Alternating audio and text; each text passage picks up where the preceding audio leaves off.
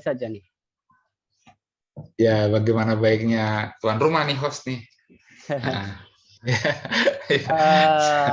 atau mau mulai? Sebelumnya, Ya, sebelumnya boleh. saya sampaikan terima kasih kepada Bapak Ibu peserta webinar pada malam hari ini yang telah berkenan gabung di acara webinar Sumpah Pemuda ini, utamanya kepada host kita, Mbak Indah Saraswati atau Ibu dosen yang unyu, yang sudah menjembatani hingga terlaksananya webinar ini, kepada Pak Dadi, tentunya Dr. Dadi Waraswarjono yang telah memberikan menyempatkan waktu untuk bisa bersua, juga berbagi ilmu serta pengalaman. Ada Kak Tias Rani juga yang kebetulan juga tidak jauh, dekat di hati, dekat di mata. Dan ada tamu spesial kita, Pak Dadi.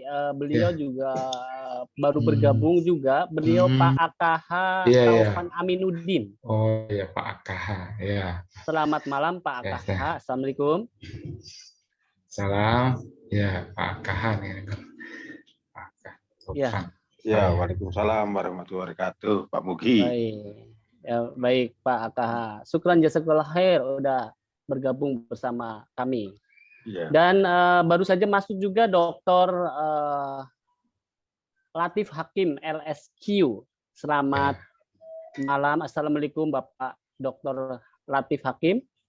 Ya, Dr. Latif Hakim. Ya.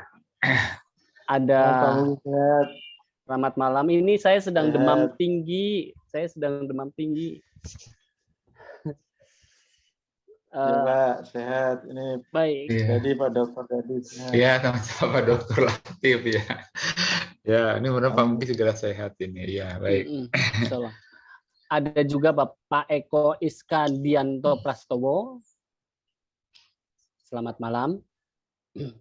Ada juga Bunda Fair dari SMP Negeri 24 Semarang.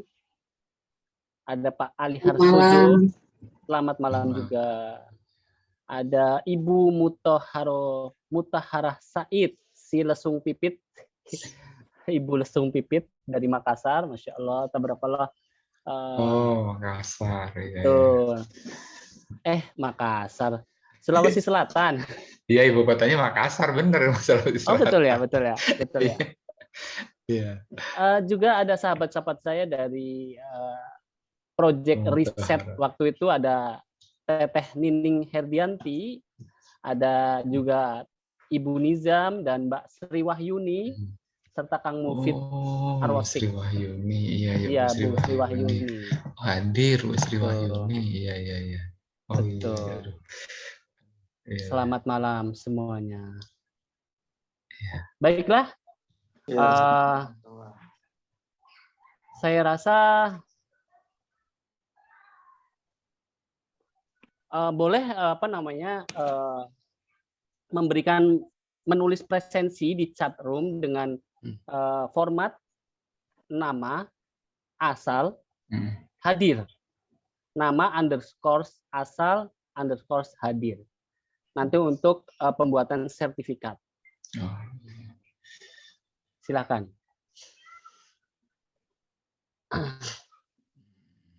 Ada Bapak Eko Iskandianto Prastowo dari Kabupaten Berau, Kalimantan Timur. Ya, silakan untuk mengisi presensi Ali Harsojo _Sumenep _hadir. Nanti untuk dibuatkan sertifikat. Baiklah. Kita mulai saja.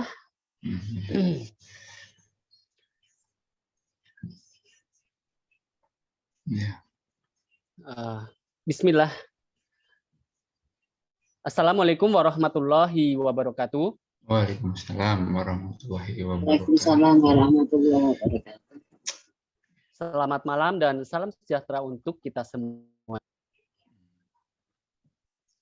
Alhamdulillahilladzi bi ni'mati tatimmus sholihat. Asyhadu alla ilaha illallah wahdahu la syarikalah. Wa asyhadu anna Muhammadan abduhu wa rasuluh. Amma ba'd. Pertama-tama dan paling utama, marilah kita panjatkan puji syukur atas kehadirat Allah Subhanahu wa taala yang telah memberikan beribu-ribu kenikmatan kepada kita semuanya. Nikmat iman, nikmat panjang umur, nikmat kesehatan. Segala kenikmatan yang tiada terbatas, kenikmatan yang tiada terbalas, kenikmatan yang tiada terukur, agar kita menjadi hamba yang senantiasa bersyukur. Sholawat serta salam semoga senantiasa tercurah, khususnya bagi kita umat muslim, yaitu kehadirat kekasih Allah Subhanahu wa taala, satu-satunya nabi yang mendapatkan izin untuk memberikan syafaatnya di yaumil akhir nanti kepada para hamba-hambanya yang taat dan bertakwa tentunya. Sebelumnya saya ucapkan terima kasih atas kehadiran Bapak, Ibu, peserta webinar bertema nguri-nguri bahasa atau melestarikan bahasa dalam rangka peringatan Hari Sumpah Pemuda 28 Oktober 2022 bertepatan dengan Hari Bahasa. Tentunya kita perlu berbangga dan perlu juga berbahagia karena Sumpah Pemuda menjadi tonggak kebangkitan generasi muda di Indonesia. Baiklah Bapak Ibu, sebelum acara dimulai, saya akan membacakan susunan acara pada webinar Sumpah Pemuda bertepatan dengan Bulan Bahasa dengan narasumber Dr. Dadi Waras Suharjono MPD. Yang pertama adalah pembukaan, yang kedua adalah pembacaan Sumpah Pemuda secara bersama-sama, yang ketiga penyampaian materi, yang keempat sesi tanya jawab, dan yang kelima penampilan. Baiklah Bapak Ibu peserta webinar yang insya Allah dirahmati Tuhan Yang Maha Esa, untuk membuka webinar kali ini kita buka dengan bacaan basmalah bersama-sama. Bismillahirrahmanirrahim.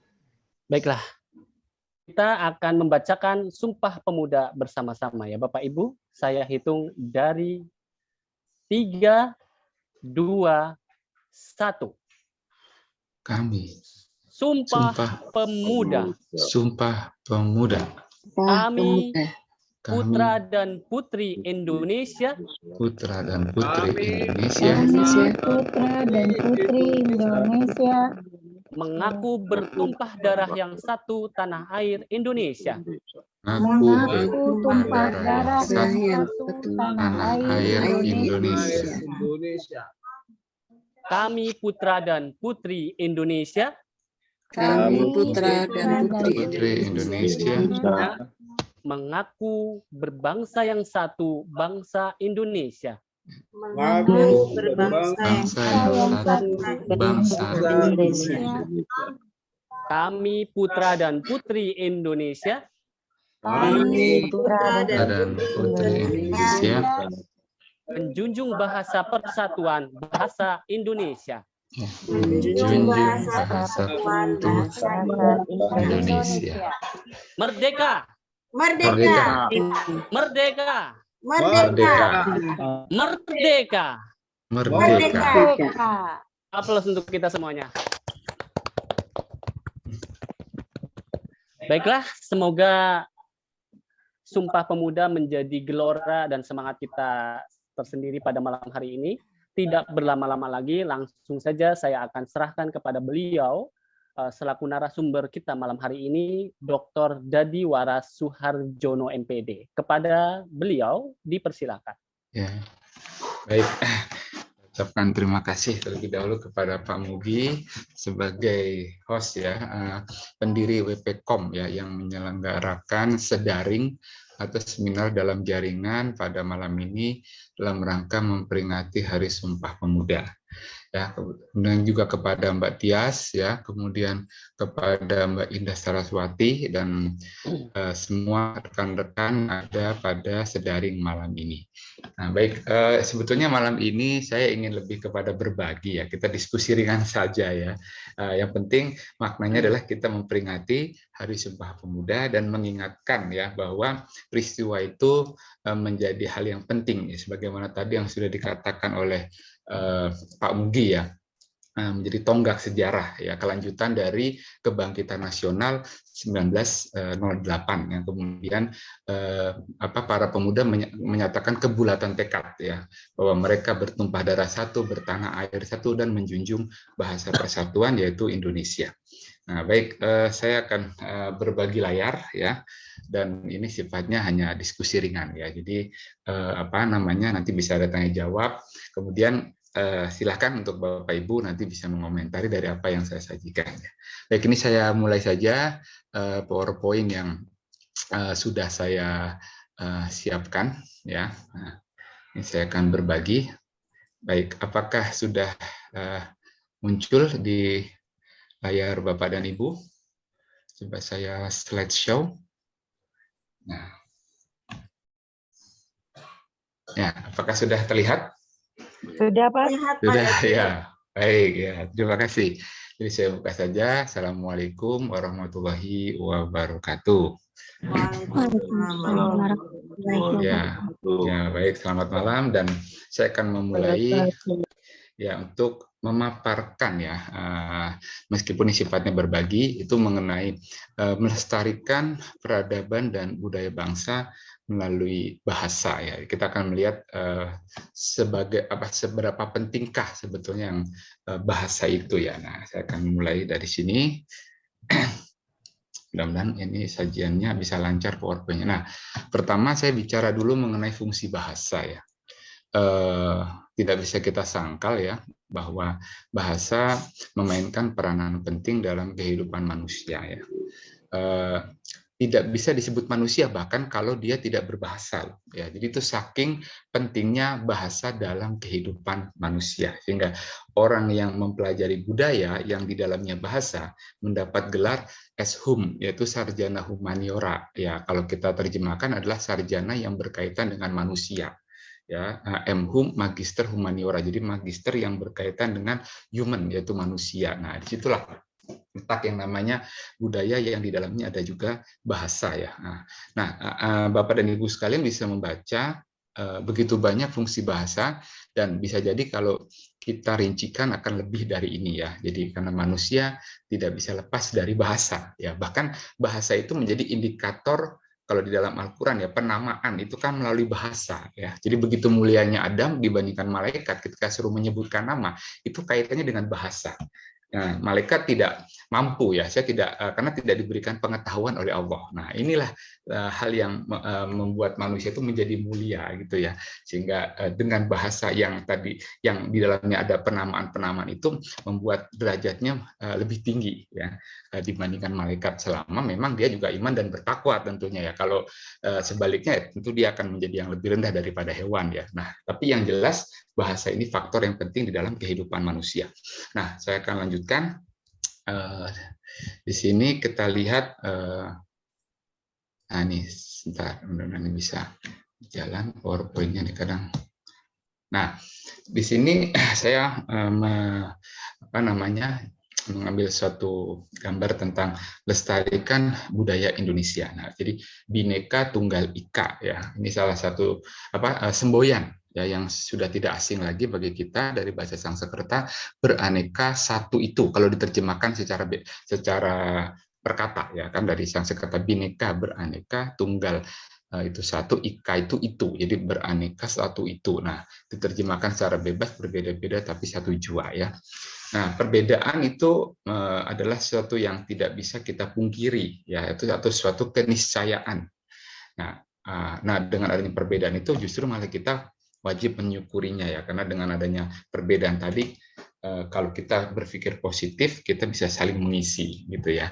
Jadi kekurangan ini diisi oleh yang lain gitu ya. Nah, itu yang adanya perbedaan ini. Jadi bukan malah dijadikan perpecahan gitu ya, kalau dalam pemikiran kita yang positif ya. Nah, saya lanjutkan. Nah, apa itu budaya?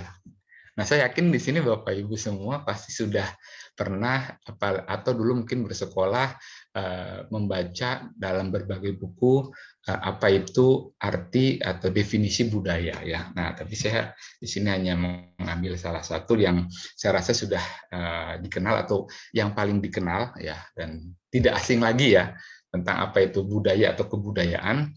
Ini menurut Kuncoro Ningrat. Nah, jadi kata budaya sini dari Sanskerta, yaitu budaya, bentuk jamak dari budi yang berarti akal ya, budi atau akal. Jadi kebudayaan itu hal yang bersangkut paut dengan akal. Sementara budaya itu majemuk dari budi dan daya. Ya, berarti ini daya dari budi, sehingga dibedakan antara budaya yang berarti daya dari budi, yang berupa cipta, karsa, dan rasa. Ya, intinya bahwa kebudayaan ini ada sangkut pautnya dengan budi dan akal, gitu ya. Nah, ini tentang kebudayaan diungkapkan oleh Kuncoro Ningrat yang salah katanya dari Sanskerta. Ya.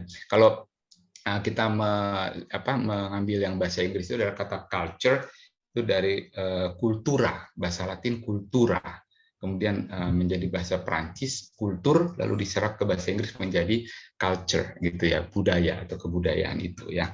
Nah, kalau dari bahasa Indonesia mengambil dari Sanskerta, kalau Inggris itu induknya dari Latin masuk ke bahasa Perancis.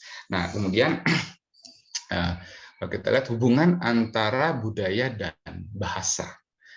Nah, jadi ternyata di sini budaya itu mempengaruhi struktur dan fungsi penggunaan bahasa. Nah, itulah mengapa bahasa setiap bangsa tidak sama.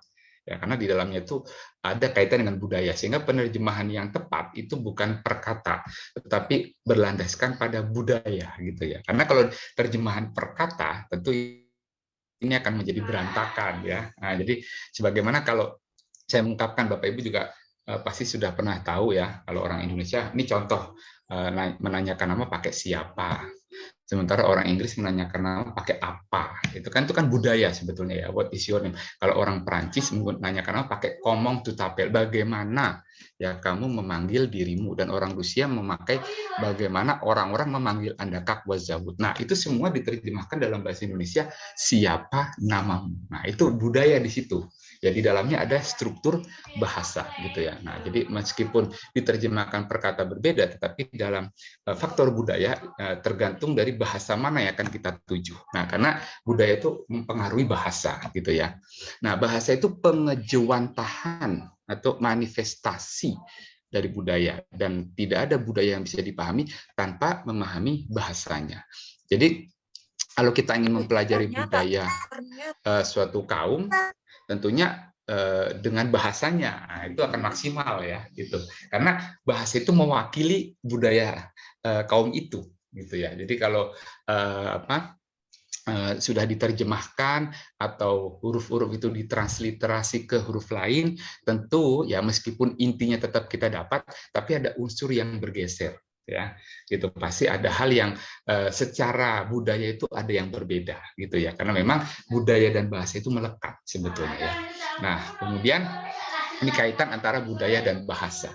Nah, negara kita Indonesia ini yaitu memiliki jumlah suku yang banyak ya. Di situ mungkin ini ada 1.300-an ya suku dengan 300 kelompok suku dan 652 bahasa daerah ya. Jadi kita bisa bayangkan bagaimana kompleksitas ya negara kita Indonesia ini yang banyak suku ya, kemudian banyak bahasa, gitu ya. Memang betul-betul majemuk Indonesia ini ya. Nah, kalau kita lihat lagi di sini hal-hal yang menyebabkan bahasa itu bisa punah. Nah, ini saya informasikan kepada Bapak dan Ibu semua ya terkait dengan Hari Sumpah Pemuda ini, yaitu bagaimana kita juga mempertahankan bahasa Indonesia. Karena bahasa kalau tidak dipertahankan itu bisa juga punah. Penyebab punahnya itu bisa karena perang, yaitu sudah pastilah kalau pemakai bahasanya itu banyak yang mati karena perang, ya tentu tidak ada lagi bahasanya ya. Bencana alam ya, kemudian urbanisasi, perpindahan penduduk. Nah, itu juga mengurangi frekuensi penggunaan bahasa. Ya, jadi orang-orang Jawa yang pindah ke kota besar, yang sudah jarang menggunakan kromo inggil misalnya, ketika pulang ke daerahnya itu ada kaku untuk menggunakan kromo inggil, ya, gitu. Karena urbanisasi itu kan jadi biasanya ketika datang ke suatu wilayah itu banyak orang yang tinggal di berbagai suku, gitu ya, sehingga kecenderungannya dia menggunakan bahasa nasional. Tapi memang itu tidak bisa kita hindari. Ya, bahasa nasional itu bisa mengancam keberadaan bahasa daerah karena memang di situ dibutuhkan satu bahasa yang saling kita pahami bersama ya, dan itu bukan hanya Indonesia sih memang ya. Nah ini penyebab punahnya bahasa. Lalu karena wabah dan juga penyakit ya, itu juga kalau banyak yang kena wabah ya tentu ya banyak yang meninggal kan. Nah, karena pendukung utama bahasa itu ya manusia. Pernikahan antar suku.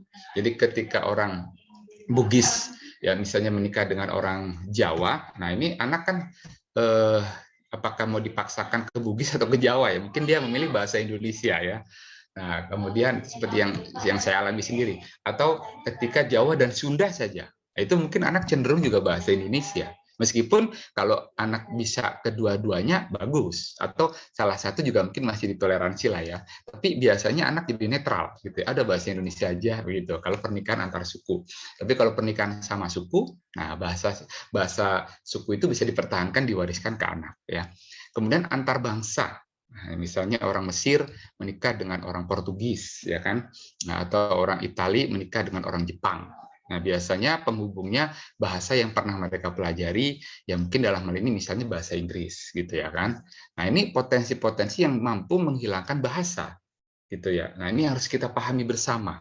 Nah, jumlah bahasa di dunia ini, entah dari mana ini ya, ini saya dapat dari pelatihan BIPA ya, Bahasa Indonesia Penutur Asing, karena saya termasuk salah seorang yang menekuni itu ya sejak 2011 sampai sekarang. Ya, jadi saya sudah mengajarkan banyak orang asing untuk bisa berbicara bahasa Indonesia. Nah, ini dapat pelatihan dari BIPA. Ya, itu jumlah bahasa itu diperkirakan hampir 7.000 seluruh dunia. Ya. Nah, pada awal abad ke-22 atau tahun 2100, sekarang masih tahun 2022, berarti 78 tahun lagi ya. Nah, kalau mau menyaksikan ya kita bertahan hidup gitu ya, karena bahwa benar ya. Nah, itu bahasa yang ada di dunia ini diperkirakan tinggal 10% atau sekitar 700 dari hampir 7.000 bahasa yang ada di dunia. Dan Indonesia yang punya bahasa 600-an ini ya 652 diperkirakan tinggal 10%. Ya tidak lebih, paling ya sekitar 65. Nah, itu tahun 2100 atau awal abad ke-22. Nah, itu ada pengurangan yang begitu luar biasa. Ya. Nah, jadi untuk bisa bertahan, tentu bahasa setempat ini ya terutama bahasa nasional ya, ini harus kita upayakan. Meskipun bahasa daerah juga perlu kita lestarikan. Nah, sekarang saya akan lanjutkan di sini, Bapak dan Ibu sekalian, agar mengetahui bagaimana sebetulnya posisi bahasa daerah di Indonesia. Ternyata sudah ada bahasa daerah yang punah. Itu tidak kurang dari 11 bahasa yang memang punah, sudah hilang. Ya, bahasa Kajeli, Tiru, Moksela, Palumata, Ternateno, dan biasanya bahasa yang punah ini tidak memiliki budaya tulis, hanya budaya lisan. Biasanya seperti itu ya. Tapi kalau bahasa yang punya budaya tulis itu bisa bertahan lebih lama, ya karena bisa diwariskan ya, dan orang bisa belajar dari tulisan itu. Nah, itu bahkan yang mati aja bisa dihidupkan. Contoh Ibrani.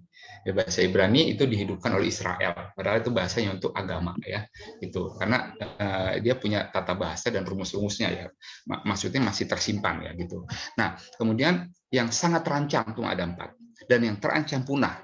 Nah, Bapak Ibu bisa lihat tuh, yang aman itu 19, karena ini penuturnya jutaan masih. Nah ya, jadi kalau nanti di tahun 2100 ini yang sangat terancam punah dan kemunduran, atau stabil tapi terancam, nah mungkin itu bisa berkurang separuh ya kan, atau mungkin bisa habis, tinggal yang 19 ini. Nah, ini yang kita khawatirkan ya. Oleh karena itu Badan Bahasa mengupayakan membuat buku-buku yang berkaitan dengan bahasa-bahasa ini gitu ya, dipeta-petakan gitu ya. Nah, supaya meskipun bahasa itu hilang tetapi ada jejaknya. Oh, ini bahasanya dulu seperti ini nih gitu ya. Ini ada rekam jejaknya dari buku yang mereka tulis gitu ya. Nah, jadi ini sebetulnya bentuk keprihatinan kita ya, yang karena ternyata bahasa daerah sudah banyak yang hilang, bahkan sudah ada yang punah ya. Nah, bahasa daerah itu adalah sejarah umat manusia. Iya betul. Karena manusia itu bahasa ya setua manusia. Gitu ya. Bayangkan tadi sudah saya ungkapkan di awal bagaimana Adam diajarkan oleh Tuhan untuk nama-nama. Itu kan bahasa, gitu ya kan. Nah, jadi setua manusia itulah bahasa. Nah, maka bahasa daerah ya sejarah umat manusia gitu ya. Jadi bahasa ini bagian dari atau hal yang pokok dari pola pikir manusia itu sendiri ya, bahasa daerah. Nah, saya lanjutkan. Ada ini Hari Bahasa Daerah ini. Jadi kalau Bapak Ibu pernah mendapatkan informasi terkait apakah ada peringatan Hari Bahasa Daerah atau Mother Tongue kalau dalam bahasa Inggris, atau langue maternelle dalam bahasa Prancisnya, atau bahasa Inggrisnya bahasa ibu ya. Nah, itu ada pada 21 Februari. Nah, ini Hari Bahasa Daerah atau Hari Bahasa Ibu Internasional. Nah, tujuannya apa PBB mengadakan ini? Untuk mengingatkan ya, tolong pelihara bahasa daerah, jangan sampai punah. Nah, kita yang hadir di seminar ini benar-benar menjadi bagian yang memelihara keberadaan bahasa daerah. Itu ya, harapannya seperti itu ya. Nah, makanya Pak Mugi bagus ini ada kegiatan nguri-nguri tadi itu ya. Jadi saya jujur kalau buat puisi itu tidak mudah ya, tapi saya usahakan bisa membuat dalam bahasa Jawa gitu ya. Karena bagaimanapun saya orang Jawa ya. Bapak Ibu saya dari Jogja. Nah, kemudian hubungan antara bahasa dan budaya tadi, ya, ini budaya manusia dengan segala kerumitannya tidak akan berkembang dan tidak bisa dipikir tanpa bantuan bahasa ya. Jadi seseorang bisa mengungkapkan apapun melalui bahasa, ya. Nah, budaya dan bahasa bekerja sama. Nah, ya, jadi bahasa Indonesia yang kita pakai ini itu melingkupi pola pikir dan apapun yang ada kaitannya dengan orang-orang Indonesia, gitu. Dan itu merupakan puncak bahasa daerah sebetulnya, karena banyak kosakata bahasa daerah yang menjadi masukan untuk kosakata bahasa Indonesia. Jadi sebelum mengambil kosakata asing itu dicari dulu padanan dalam bahasa daerah. Gitu. Nah, kalau dalam padanan bahasa daerah kurang tepat ya berarti bahasa asing tadi bisa diadaptasi atau diadopsi, gitu ya. Nah, itu mengapa bahasa daerah itu penting sebetulnya ya. Nah, kemudian pendidikan karakter. Nah, ini yang sebetulnya kalau di negara kita kalau saya melihat ya ini tidak begitu kuat ya. Mengapa? Karena pendidikan untuk membangun peradaban manusia itu memang dimulai dari karakter. Nah, karakter itu terletak di mana? Ya, kekuatan dari karakter itu sendiri. Jadi karakter itu kan nilai berdasarkan norma agama, budaya. Nah, pendidikan karakter ini upaya menjadikan peserta didik mengenal, peduli, dan ada upaya untuk menginternalisasikan ya. Jadi bagaimana itu bisa masuk ya nilai-nilai itu sehingga dia bisa berperilaku sebagaimana orang Indonesia. Nah, pendidikan karakter ini akan kuat kalau bahasa yang dijadikan sebagai bahasa setempat itu yang diutamakan. Contoh Jepang. Ya, Jepang itu kuat karakternya karena minimal dari tingkat pendidikan anak usia dini sampai SMA tidak ada pengantar bahasa asing. Nah, semuanya harus menggunakan bahasa Jepang. Nah, ini yang saya katakan di negara kita termasuk lemah. Ya, jadi Kemdikbud dalam hal ini kurang menanamkan rasa cinta pada tanah air dan bangsa. Ya, harusnya PAUD sampai SMA semuanya wajib menggunakan bahasa Indonesia. Ya, sebagaimana negara-negara maju ya. Nah, ketika sekolah menggunakan pengantar asing itu bolehnya di perguruan tinggi. Ya, karena untuk menanamkan bagaimana menjadi orang Indonesia itu kekuatannya ada pada bahasa. Ya, kalau kita mau meniru di negara-negara maju tentu anak-anak kecil sampai SMA semuanya diajarkan menggunakan bahasa setempat. Ya, jadi dipastikan kalau kita sekolah di Inggris tidak ada pengantar Mandarin, atau kalau kita sekolah di Arab tidak ada pengantar selain bahasa Arab. Nah, ini untuk menanamkan karakter, ya, karena karakter ini ada di tingkat PAUD sampai di SMA. Nah, itu kalau pemerintah memang peduli ya pada karakter bangsa Indonesia, gitu ya. Nah, ini harusnya ditanamkan di sini, karena menjadi insan orang-orang Indonesia gitu ya. Bagaimana menjadi orang Indonesia itu. Nah, kalau kita lihat tadi kan bahasa daerah itu sebetulnya banyak. Lalu alasannya mengapa yang diambil itu bahasa Melayu justru yang menjadi lingua franca. Ya, ini lingua franca ini bahasa Latin ya.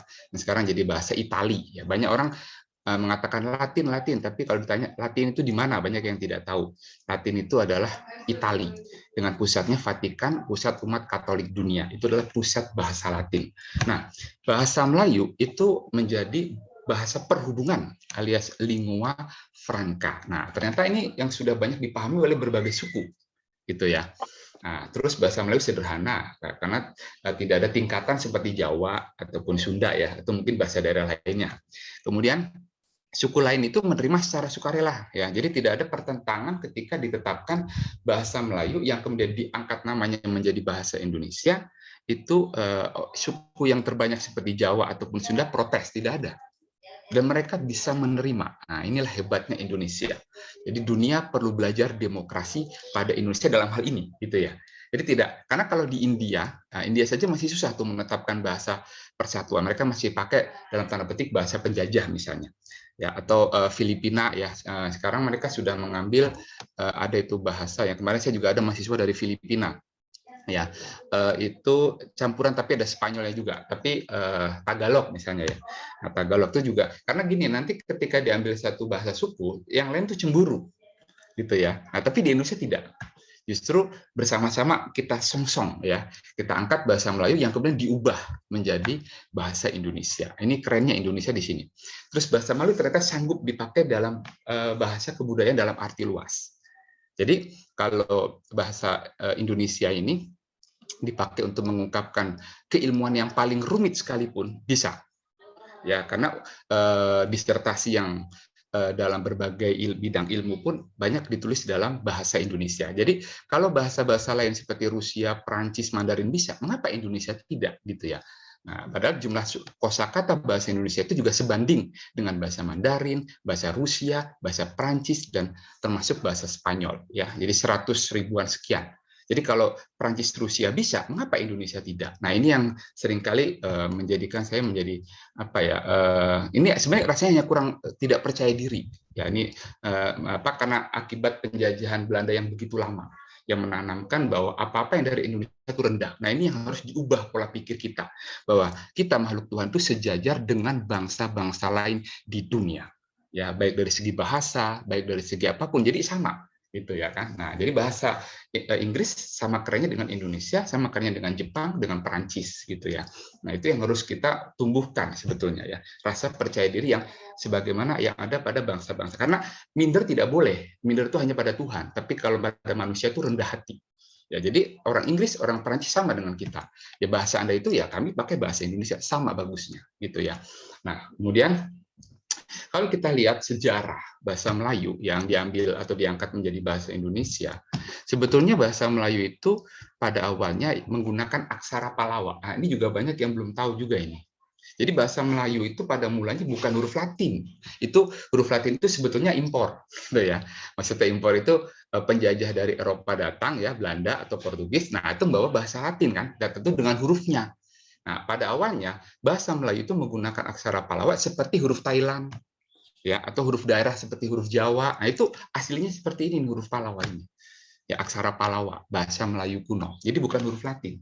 Tetapi kehebatan bahasa Melayu dalam tanda petik saya katakan, ternyata bahasa Melayu yang diangkat jadi bahasa Indonesia itu bisa ditulis dalam aksara Pallawa, kemudian dalam aksara Arab, makanya ada Arab Melayu, atau bahasa Jawa Arab juga namanya pegon ya. Ini ada juga Arab Melayu ya.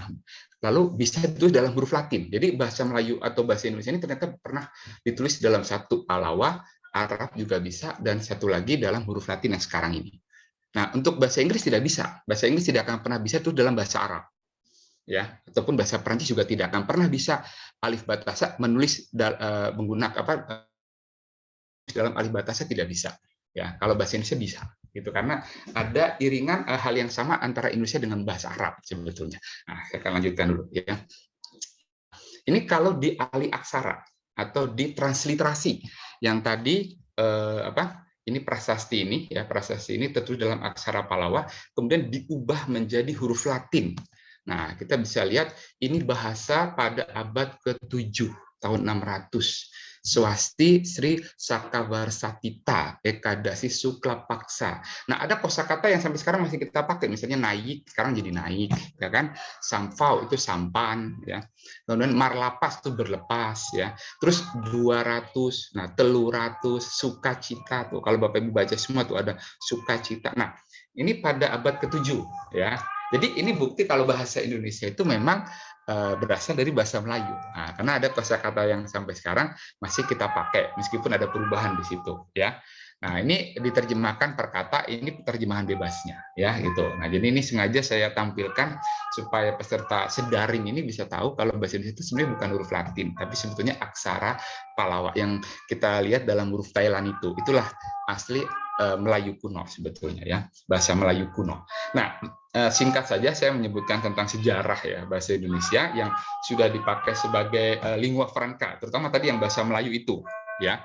Jadi hampir seluruh kawasan Asia Tenggara itu menggunakan bahasa Melayu.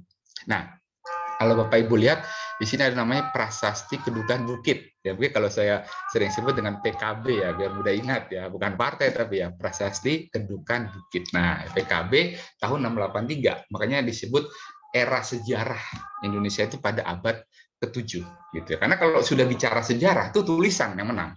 Kalau tidak ada tulisan, walaupun orang Indonesia pernah ke sana kemari segala macam, ada tidak tulisannya, ya kalah kita. Gitu ya. Harus ada bukti tertulis. Nih, ada. Nah, itu makanya masuk era sejarah ya pada tahun 683. Lalu ada Talang Tua di Palembang, Kota Kapur ya. Terus ada Prasasti Karangbrahi dan Sungai Musi. Nah, ya, jadi ini petunjuk mengenai bahasa Melayu kuno yang sudah digunakan pada masa kerajaan Sriwijaya, gitu ya. Nah, kemudian ada lagi Ganda Suli. Nah, ini bukti tuh bahasa Melayu bisa jauh sampai ke Jawa Tengah, ya. Nah, ini bahwa bahasa Melayu itu masih sudah tersebar, ya. Lalu ada juga di prasasti di Bogor. Nah, ini sebagai bukti penyebaran bahasa Melayu yang banyak dipahami oleh suku-suku lain, gitu ya. Nah, ini alhamdulillah kita punya bahasa yang banyak dipahami gitu ya. Nah, saya akan lanjutkan. Nah, bahasa Melayu sebagai bahasa kebudayaan. Terus bahasa Melayu sebagai lingua franca, bahasa perdagangan serta bahasa resmi kerajaan. Nah, ini ya. Nah, secara singkat. Nah, ini kelahiran bahasa Indonesia. Jadi kalau kita lihat sebetulnya kalau secara jujur ya, apakah memang bahasa Indonesia dulunya sudah direncanakan akan ada namanya? Nah, kalau masalah nama sebenarnya belum ada.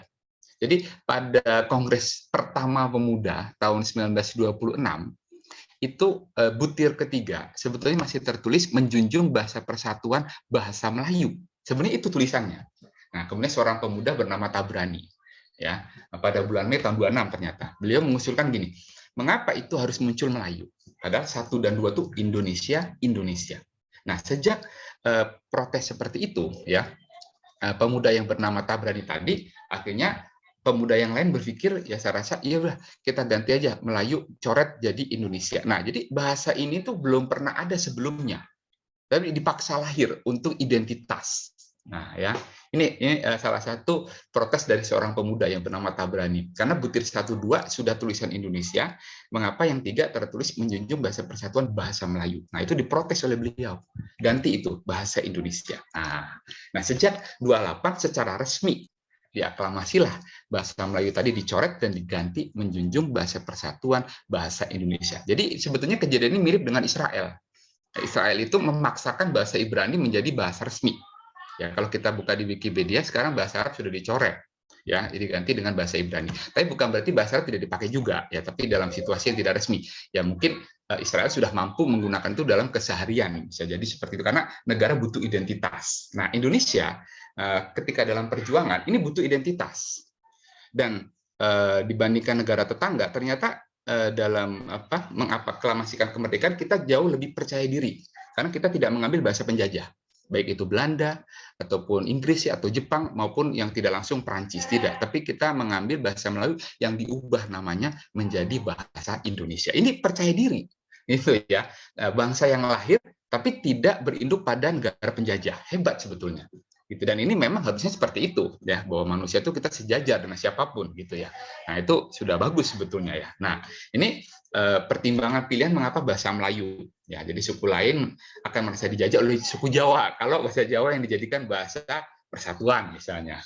Nah, ternyata keunggulannya lagi bahasa Melayu lebih mudah dipelajari. Nah, karena kalau bahasa Jawa ada tingkatan-tingkatan bahasa. Ya, itu kelemahannya ya. Nah, saya lanjutkan.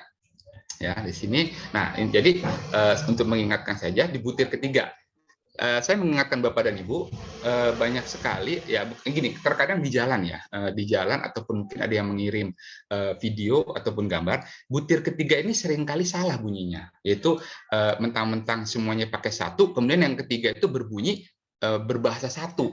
Nah, ini salah ini, karena kalau berbahasa satu tentu bahasa daerah hilang. Nah, yang betul bukan berbahasa satu, tapi menjunjung bahasa persatuan. Dan kalau berbahasa satu, Jawa, Sunda, Bugis semuanya harus habis itu bahasanya ya. Nah ini, jadi kalau dia mengirim berbahasa satu itu perlu dikoreksi ya. Yang betul menjunjung bahasa persatuan, bukan berbahasa satu gitu ya. Nah, karena kita menghargai keragaman ya, perbedaan tadi itu ya. Nah kemudian ini tadi ya, yang saya ingin menyoroti yang nomor 2, yaitu lambang identitas. Ya, bahasa itu sebagai identitas atau jati diri dalam bahasa Indonesianya. Ya, berdasarkan Sumpah Pemuda tadi menjunjung bahasa persatuan. Jadi ketika tahun 28 bahasa Indonesia masih sebagai bahasa nasional, lalu ketika kita merdeka tahun 45 dan kita menjadi republik, nah itu peralihan dari bangsa menjadi negara, gitu ya. Dengan adanya undang-undang atau konstitusi, nah sehingga kita menetapkan di pasal 36. Dan kalau kita melihat pasal yang diamandemen, ya ternyata pasal 36 aman, tidak diamandemen, meskipun dalam praktiknya tidak konsisten atau tidak istiqomah. Ya harusnya kan bahasa negara adalah bahasa Indonesia. Berarti di semua lembaga pendidikan, terutama PAUD sampai SM, hanya bahasa Indonesia kalau pemerintah kita komitmen konsisten dan istiqomah ya terhadap setia pada UUD 45 dan Pancasila. Nah, harusnya ini. Nah, itu ya, karena tidak dikoreksi atau diamandemen jadi koma Mandarin, koma Inggris, koma Arab, tidak. Ya. Nah, berarti kalau kita konsisten dengan Undang-Undang 45 tidak ada sekolah menggunakan pengantar bahasa asing. Ya, karena jelas di pasal 36 bahasa negara adalah bahasa Indonesia titik. Gitu ya. Nah, kemudian di sini kalau kita lihat ya bahasa daerah ya tadi sudah saya sebutkan 652 ya. Nah, tapi ada satu badan nih. Nah, ya. Ini namanya Badan Bahasa. Nah, Badan Bahasa ini sebetulnya yang mengurusi perihal bahasa Indonesia. Nah, kalau Bapak Ibu tanya, apakah yang punya lembaga bahasa itu hanya Indonesia? Sebetulnya kita ini meniru sebuah negara yang sudah mapan lebih dulu, yaitu Perancis. Nah, tapi saya tidak tampilkan di sini. Perancis itu punya namanya Académie Française. Nah, Académie Française itu yang mengurusi segala macam yang berkaitan dengan lafal dan bahasa Perancis yang didirikan pada abad ke-16. Jadi dia lebih tertata rapi daripada bahasa Inggris, bahasa Perancis pada prinsipnya. Sehingga tidak saya sudah katakan berkali-kali dan mungkin sudah ada yang mendengar perkataan saya bahwa banyak sekali kosakata Perancis yang diserap menjadi bahasa Inggris ya, karena memang bahasa Perancis itulah yang memodernkan bahasa Inggris, sementara yang memodernkan bahasa Indonesia itu adalah bahasa Arab. Nah, ini kita harus tahu peran masing-masing. Bahasa Arab itu sebetulnya punya peran penting ya, karena memodernkan bahasa Indonesia, sementara bahasa Inggris itu dimodernkan oleh bahasa Perancis itu ya. Nah, jadi Académie Française itu ada di Perancis. Dia yang mengurusi. Nah, kita ikut membuat.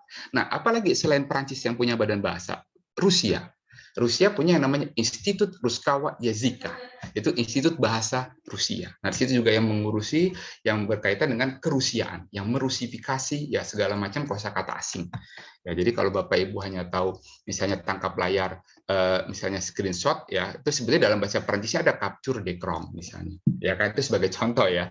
Kebanyakan kita kan paling hanya Inggris, padahal dalam bahasa masing-masing itu ada gitu ya. Nah, itu sebagai contoh tadi ya.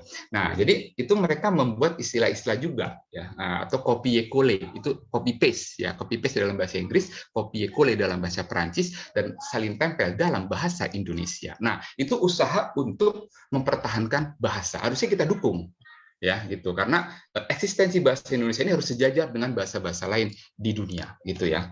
Nah, kemudian ini ada badan pengembangan, adanya di Rawamangun ya, di Rawamangun, dan Bapak Ibu saya rasa tahu ini satu komplek dengan Universitas Negeri Jakarta ya, badan bahasa ini ya.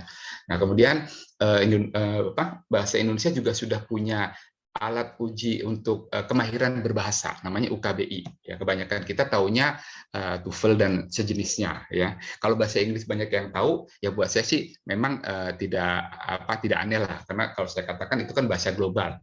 Ya, kalau bahasa ini pasaran lah, katakan begitu ya, sehingga dia tahu nih TOEFL. Tapi bahasa-bahasa lain seperti Mandarin, yaitu namanya HSK, Hanyu Sweeping Kausi. Kalau bahasa Rusia namanya TRKI, Tes Ruskamu Yejiku Kak Inastranamu. Kalau Prancis namanya TCF, Tes de Connexion du Français misalnya. Nah, itu jarang yang tahu. Padahal semua bahasa dunia yang besar itu pasti punya alat uji standar.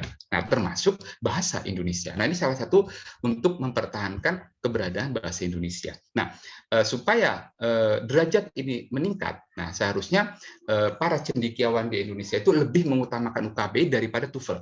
Harusnya itu. Ya, karena karena bagaimanapun seseorang yang akan ke Indonesia ataupun mereka bersekolah di Indonesia itu adalah bahasa setempat. Ya, sebagaimana Inggris mengutamakan bahasa Inggris, itu wajar. Harusnya kita mencontoh Inggris dalam mengutamakan bahasa. Ya, jadi bukan malah kita ke Inggris, tapi kita lihat bagaimana Inggris mengutamakan bahasa. Nah, itulah yang ada di negara kita. Harusnya begitu. Ya, jadi pemerintah tidak mengutamakan TOEFL sebetulnya, tapi mengutamakan UKBI harusnya. Ya, sebagai alat uji untuk masuk, termasuk orang-orang asing yang akan bekerja di Indonesia. Ini harus berani melakukan gerakan begini. Ya, pemerintah, kalau memang negara kita ini ingin tadi ya memiliki rasa percaya diri dan membangkitkan tadi mengenai cinta tanah air dan bagaimana menaikkan derajat ya bahasa Indonesia gitu, sebagaimana Arab bahasa Arab, Prancis bahasa Prancis, dan Rusia bahasa Rusia. Itu harus dibuat sejajar gitu ya, karena bagaimanapun kalau kita lihat di dalam Al-Quran sekalipun ya, Arum ayat 22, memang Allah ciptakan bahasa itu berbeda-beda. Artinya bahasa Indonesia ini pun adalah ciptaan Allah. Ya, dalam surat Arum ayat 22 gitu ya. Nah, jadi sejajar dengan bahasa Inggris, bahasa Arab, bahasa Perancis gitu ya. Nah, karena memang itu sudah sunatullah, ketentuan Tuhan ya. Nah, kemudian apa keunggulan bahasa Indonesia dibandingkan bahasa lain, terutama yang menggunakan huruf Latin ya, kalau saya di sini menyorotinya ya. Yang tidak dimiliki oleh Inggris dan Perancis, terutama ya sebagai bahasa yang paling dikenal, terutama Inggris ya, bahasa Indonesia saat ini menggunakan huruf Latin, tidak lagi menggunakan palawak. Nah, dengan ejaan yang saya katakan relatif istiqomah atau konsisten ya, jadi dibaca S-A-S-A T-U-T, satu. Nah, itu logis, jadi bahasa yang masuk akal ya. Nah, sementara kalau kita mempelajari bahasa Inggris itu mungkin mirip Perancis juga ya, yang tidak logis ya. Maksudnya ejaannya apa, dibaca apa itu berbeda. Nah, makanya tidak bisa terus dalam tulisan Arab gitu ya. Jadi one dibaca one. Padahal kalau dieja harusnya oni gitu ya, karena ONI gitu. Nah, memang itu sudah, walaupun itu sebetulnya ada sastrawan pujangga Inggris abad ke-18 itu yang resah dan gelisah dengan kondisi bahasanya. Mengapa bahasa saya ini tidak istiqomah gitu ya. Makanya George Bernard Shaw pada abad ke-18 tahun 1700-an itu mengadakan lomba. Siapa orang Inggris yang bisa membuat istiqomah bahasa ini antara ejaan dengan tulisan akan diberikan hadiah 500 pound sterling karena dia resah gitu ya. Kok tulisan ini dibaca beda gitu ya kan. Tapi pada awalnya bahasa Inggris juga mengenal kekonsistenan, hanya ketika ejaannya masih tetap, ucapan yang berbeda, ejaan tidak diubah gitu ya. Nah, kalau saya baca di abad ke-15 bahasa Inggris itu untuk O yang dua itu dibaca U panjang semua, misalnya blood, flute gitu ya. Nah, terus ada pool dengan tool masih sama. Tapi sekarang blood dibaca blood. Nah, dibiarkan aja ejaannya, gitu ya kan. Nah, sebetulnya itu ada sejarahnya saya baca ya tentang English, Middle English, ada Old English gitu. Nah, itu diantara karena sumbernya dari bahasa Latin ya. Bahasa Latin itu juga istiqomah sebetulnya, karena saya juga pernah belajar bahasa Latin. Nah, kemudian perubahan bentuk kata kerja untuk waktu, bahasa Indonesia katakan ya hampir tidak ini ya boleh kata sama lah. Ya, nah jadi untuk makan, minum, tidur, belajar, bermain itu tidak ada perubahan. Nah kalau bahasa-bahasa Eropa bahkan bahasa Arab itu juga ada perubahan, ada perubahan. Ya itu ada plus minusnya tentunya ya. Bagusnya satu kata bisa menggambarkan waktu, ya, tapi tidak bagusnya dalam tanda petik mempersulit orang untuk belajar gitu ya, karena harus menghafalkan yang beraturan, reguler dengan irregular yang berantakan dalam tanda petik gitu ya misalnya ya. Nah bahasa Indonesia aman seperti itu. Nah, itu yang saya katakan ada bagusnya juga ada tidaknya. Gitu. Jadi keunggulan juga kadang terjadi kelemahan juga. Tapi kalau bahasa Inggris saya bandingkan dengan bahasa yang pernah saya pelajari, yaitu Perancis dan Rusia, bahasa Inggris ternyata masih lebih sederhana dibandingkan Perancis, apalagi Rusia. Ya, Rusia itu jauh lebih kompleks, ya, tapi lebih jelas, gitu. Tapi lebih susah jadinya, ya, dibandingkan bahasa Inggris, gitu ya. Terus kata benda tidak ada jenis kelamin. Untuk bahasa Indonesia, kalau bahasa Arab, Prancis, Rusia ada 3, laki perempuan netral. Belum ada pajes, dalam bahasa Rusia itu namanya kasus. Ya, ada 6 perubahan untuk kata benda itu seperti Sangsekerta. Ya, karena saya sempat juga ngajar bahasa Sangsekerta itu di kelas bahasa Indonesia ya, namanya bahasa bantu ya. Nah itu ada 8 perubahan untuk kata benda dalam Sangsekerta dan Sangsekerta juga seperti bahasa Arab, 2 belum jamak. 3 baru jamak. Nah, itu bahasa Sanskerta sulitnya itu. Ya, kemudian jenis kelaminnya 3, perubahan kasusnya 8, dan 2 belum jamak, 3 baru jamak. Nah, ini kompleksnya bahasa Sanskerta ya. Terus cenderung tidak ada perubahan bentuk kata untuk jamak. Bahasa Indonesia tinggal ulang aja, rumah, rumah, ya kan, mobil, mobil, begitu ya. Nah, ini beberapa keunggulan ya. Nah, kemudian posisi saat ini bahasa Indonesia tahun 2017 dari Kementerian Luar Negeri itu sudah dipelajari tidak kurang di 52 negara. Dan mudah-mudahan ini terus bertambah. Ya, karena di tahun 2045 tepat 100 tahun Indonesia merdeka, ya itu pemerintah sudah terus mengupayakan bagaimana menjadi bahasa PBB. Ya, jadi bahasa yang ke-7. Sekarang baru 6 ya. MISPAR, Mandarin, Inggris, Spanyol, Prancis, Arab, dan Rusia. Nah, tinggal yang satu lagi ini Indonesia, jadi MISPARI gitu. Tapi upaya itu harusnya didukung dari dalam gitu ya. Sehingga jangan nunggu 2045. Nah, kalau bisa 2030 atau 2035 sudah menjadi bahasa ke-7 PBB gitu ya. Karena bahasa Indonesia ini ada di 10 besar pengguna bahasa yang paling banyak di dunia. Ya, jadi peluang ini sangat besar ya, dan usulan para guru besar untuk karya ilmiah dalam bahasa Indonesia itu sudah ada pada 2019 sebetulnya ya. Jadi para profesor yang mengajar bahasa Indonesia di berbagai perguruan tinggi di Asia mengusulkan supaya bahasa Indonesia bisa menjadi salah satu bahasa yang dijadikan bisa untuk menulis karya ilmiah gitu ya. Terus di Facebook peringkat kelima. Ya, karena manusia juga banyak di Indonesia ya, tentunya banyak yang juga menggunakan bahasa Indonesia. Di Wikipedia ke-25, di WordPress, postingan di WordPress nomor 3, dan dijadikan sebagai bahasa kedua di Vietnam. Nah, posisi seperti ini sebetulnya sangat bagus ya. Tinggal upaya dari dalam ini yang tidak maksimal. Itu yang sangat disayangkan ya, itu. Nah, kemudian ini ada simbol negara. Bapak Ibu bisa lihat ada bendera, ada lambang, ada lagu. Hanya bahasa Indonesia yang tidak ada kata dilarang. Karena memang kalau ada dilarang, tentu nanti banyak yang didenda. Ya, misalnya kalau Bapak Ibu buka Undang-Undang Nomor 24 Tahun 2009, wajib menggunakan bahasa Indonesia untuk plang nama-nama di tempat umum. Kita lihat banyak bahasa asing, gitu ya. Nah, itu menjadi kena denda, gitu ya kan. Nah, sebetulnya di dalam undang-undang itu ada. Ini undang-undang ini juga meniru Prancis. Prancis juga punya undang-undang bahasa. Jadi sampai saat ini 2 negara yang punya undang-undang bahasa itu Indonesia dan Prancis, gitu ya. Ini untuk melindungi bahasa maksudnya ya. Nah, saya lanjutkan aja. Ini untuk jumlah kosakata bahasa Indonesia. Jadi pada 2018 itu ada 109.000 dan di 2021 atau 2022 ini bertambah ya. Terakhir saya dapat kabar itu apakah mendekati 120 atau berapa ya itu, tapi saya harus cari sumbernya lagi. Tapi yang jelas jumlah kosakata bahasa Indonesia ini tidak berbeda jauh dengan bahasa Mandarin. Ya, karena memang untuk bisa berbahasa itu ya manusia itu 3.000 sampai 5.000 kata itu sudah bisa menggunakan bahasa dan tulisan dengan sangat baik. Ya itu kalau dari bahasa Mandarin bisa dihitung karakternya. Nah, bahasa Perancis sekitar 130, ya bahasa Rusia tidak beda dari itu gitu ya kan. Nah, kalau bahasa mereka bisa jadi bahasa PBB, mengapa bahasa Indonesia tidak bisa gitu ya. Jadi klaim bahasa yang jutaan itu buat saya adalah hal yang tidak benar. Ya, nah itu yang patut dipertanyakan ya, karena bahasa itu silih berganti kosakatanya. Kalau mau dihitung dari zaman Majapahit banyak sekali kosakata Indonesia, kan tidak mungkin. Ya, jadi kalau dia mengklaim sampai sekian juta, buat saya itu adalah hoax, itu kabar tidak benar. Ya, karena 3.000 sampai 5.000 manusia sudah bisa berbicara dan menulis dengan sangat baik, gitu ya. Itu lihat karakter Mandarin ya, berapa mereka harus menghafal sebagai contoh ya. Nah, ini pada 2000, jadi kosakata kita itu sebenarnya sebanding dengan Mandarin, Perancis, Rusia gitu ya. Nah, ini terus bertambah gitu ya. Nah, jadi peluang menjadi bahasa PBB itu semakin besar sebetulnya. Nah, ini kamus bahasa Indonesia edisi kelima yang 109.000 aja tebalnya sudah seperti ini gitu ya. Nah, bagaimana kalau lebih tebal lagi ya, kalau sampai jutaan mah bisa ini orang kan begitu ya kan. Nah, kemudian ini bisa juga tapi edisi daring ya, bisa juga kita KBBI daring ya.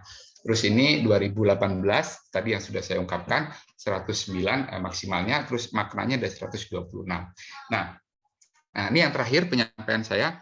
Nah, tentang jadi kalau tadi Sumpah Pemuda tahun 1928, kemudian kalau kita beralih pada tahun 45, pertanyaan yang mendasar mengapa teks proklamasi itu ditulis dalam bahasa Indonesia. Jadi mengapa tidak dalam bahasa Jawa, mengapa tidak dalam bahasa Belanda atau bahasa Inggris gitu ya?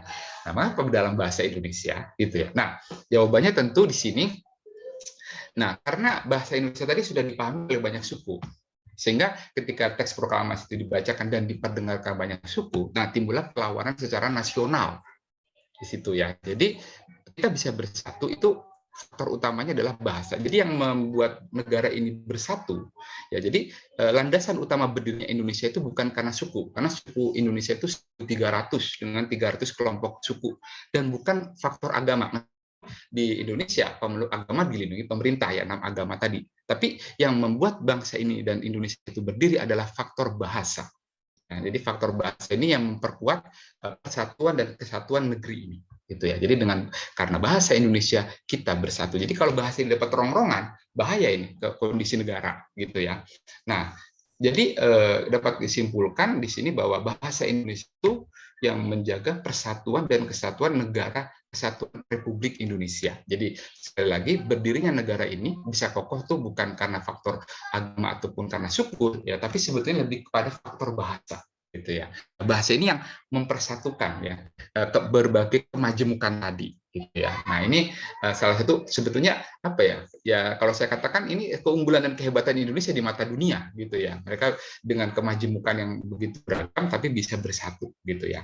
Nah, ini tadi sudah saya ungkapkan Sumpah Pemuda butir ketiga, lalu pasal 36 yaitu bahasa negara ialah bahasa Indonesia. Jadi ini tidak diamandemen, aman gitu ya. Sebetulnya kalau di istiqomah itu sebetulnya bagus ya. Ini menjadi pendidikan karakter yang pokok. Nah, bahasa ini sebagai jati diri bangsa. Dan terakhir di sini mengenai peradaban.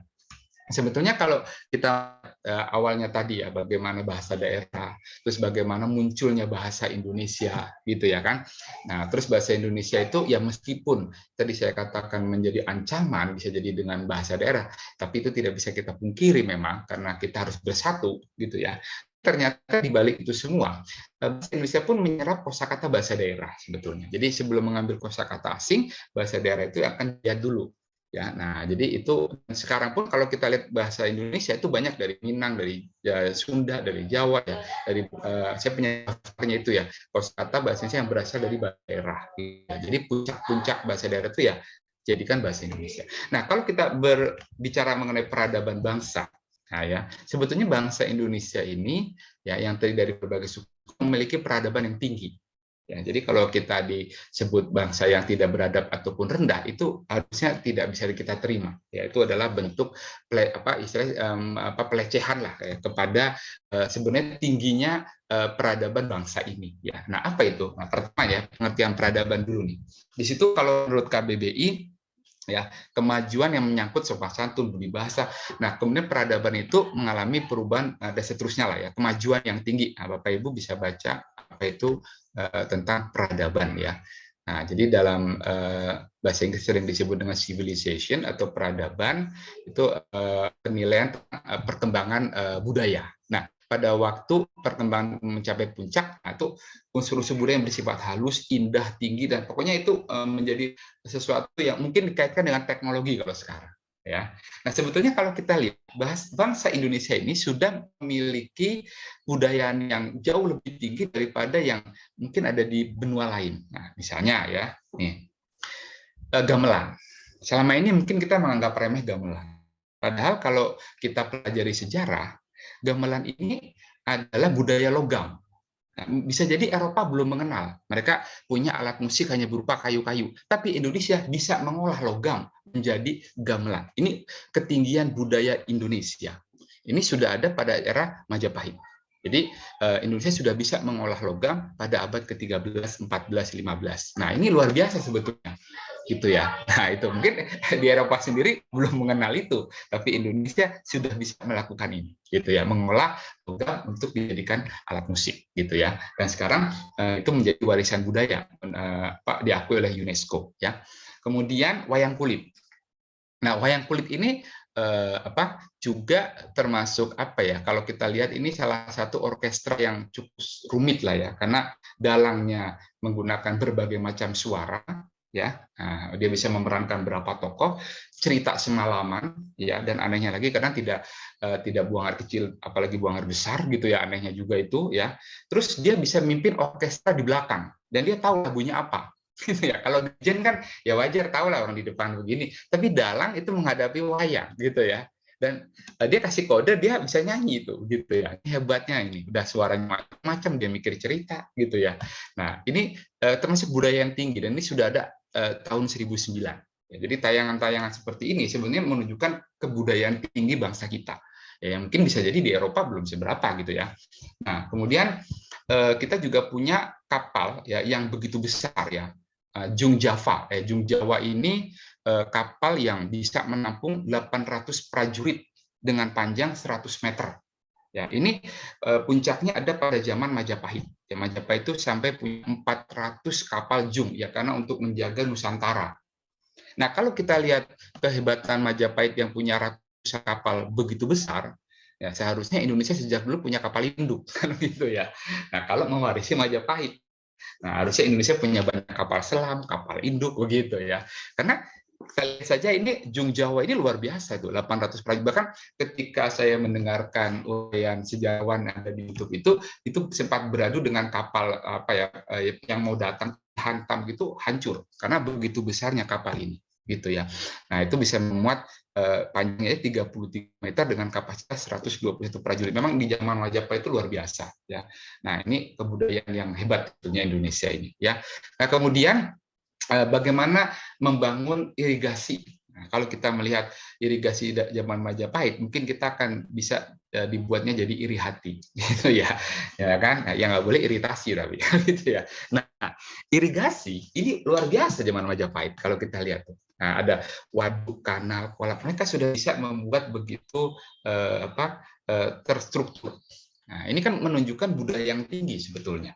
Ya, jadi itulah kedatangan bangsa Eropa itu ternyata menghina-hina kita ibaratnya. Ya. Jadi selalu mengatakan kita tuh bangsa rendahan. Padahal Indonesia itu tinggi. Ya tidakkah dengan Eropa lah, minimal itu. Ya kita bisa membangun sistem irigasi, punya kapal besar tadi, gitu ya. Nah kemudian selain gamelan sebagai budaya logam yang Eropa bisa jadi belum kenal, ya kan, membuat untuk alat musik begitu dengan logam, keris ternyata. Ada keris-keris yang itu dibuat dari bahan titanium untuk pembuat pesawat. Itu penelitian dari fisika nuklir ya, orang ahli fisika nuklir Haryono Arumbinang. Itu begitu kagum. Ya, ada keris yang dibuat dari bahan titanium. Itu untuk mengapa? Jadi tahan tidak karatan gitu ya. Nah, sampai ke sana mereka mikirnya. Nah, ini yang kadang kita tidak tahu ini, bahwa begitu hebatnya bangsa Indonesia sebetulnya. Jadi punya budaya logam, bisa buat kapal yang begitu besar ya. Kemudian bisa punya alat senjata yang terbuat dari titanium yang itu berapa abad kemudian baru ada pesawat gitu ya. Nah, bahannya dari ini gitu. Karena memang logam dan mineral Indonesia itu kan memang di banyak tempat ada sebetulnya. Nah, ini sayangnya kita tidak kelola maksimal oleh anak bangsa yang amanah. Ya, itu sangat disayangkan. Padahal ini sudah sejak dulu ada ini. Ya, kalau ini dilakukan sejak Majapahit sampai sekarang atau penjajah bisa kita lawan terus ya Indonesia mungkin ceritanya berbeda ya. Nah, yang satu lagi ini dan yang tidak asing lagi ya Candi Borobudur ya yang dibangun pada abad ke-8 yang sampai saat ini pun ya orang masih bagaimana cara membangunnya itu gitu ya. Nah, sampai bisa setinggi dan semegah itu pada tahun 700-an misalnya. Ya mungkin ini kalau kita bandingkan dengan piramid ya yang abad berapa ribu sebelum Masehi, sebenarnya kalau ya piramid itu diungkap oleh Tuhan di dalam Al-Qur'an ya. Itu tanah liat yang dikeringkan ya. Karena sudah berabad-abad akhirnya jadi mengeras. Nah, itu bisa terlihat dengan mikroskop elektron. Itulah kebenaran Al-Qur'an. Pas dicek, oh benar dari tanah liat. Nah itu padahal Al-Qur'an 14 abad, tapi baru diungkap beberapa tahun belakangan ini dengan menggunakan mikroskop elektron. Itu tanah liat yang dibentuk gitu ya. Jadi dipanaskan atau bagaimana sehingga dibuatlah piramid. Tapi Al-Qur'an sudah menyebutkan 14 tahun yang lalu. Nah tapi itu baru diungkap oleh mikroskop elektron. Nah untuk yang Borobudur ini sebetulnya bisa juga mungkin bagaimana cara membangunnya pada saat itu gitu ya. Tapi ini yang jelas adalah salah satu hal yang membuat bangsa kita juga budayanya tinggi ya karena sudah punya bangunan yang megah gitu yang tidak kalah dengan bangunan-bangunan dunia sebetulnya ya.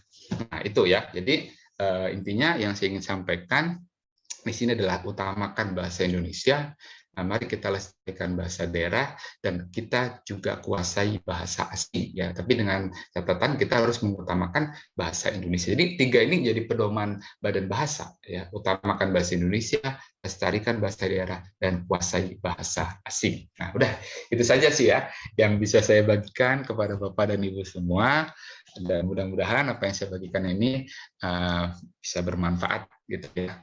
Nah, baik, saya kembalikan kepada pewara alias pembawa acara. Ya, silakan Bang Mugi ya.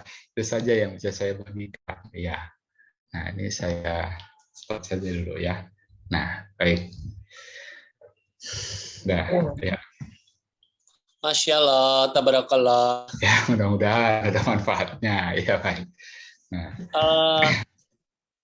Maaf, saya off cam ya, karena saya benar-benar demam tinggi ini menggigil. Yeah. Dan tidak terasa memang kehadiran Pak Dadi ini sebuah inspirasi besar. Mudah-mudahan. Sosok yang memiliki wawasan sangat luas. Akhirnya materi yang disampaikan tidak terasa, waktu juga tidak bisa mencukupi karena saking luasnya wawasannya. Dan kita bersyukur malam ini mendapatkan curahan ilmu serta pengalaman dari beliau. Memang tidak kaleng-kaleng sosok yang ini. Sosok Pak Dadi, Dr. Dadi itu luar biasa. Baiklah, langsung saja karena waktu masih kurang lebih 15 menit. Saya persilahkan untuk hadirin atau Bapak Ibu sekalian memberikan pertanyaan. Silahkan. Raise hand dulu. Ya.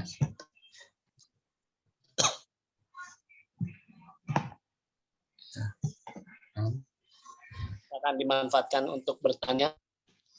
Ada yang perlu ditanyakan?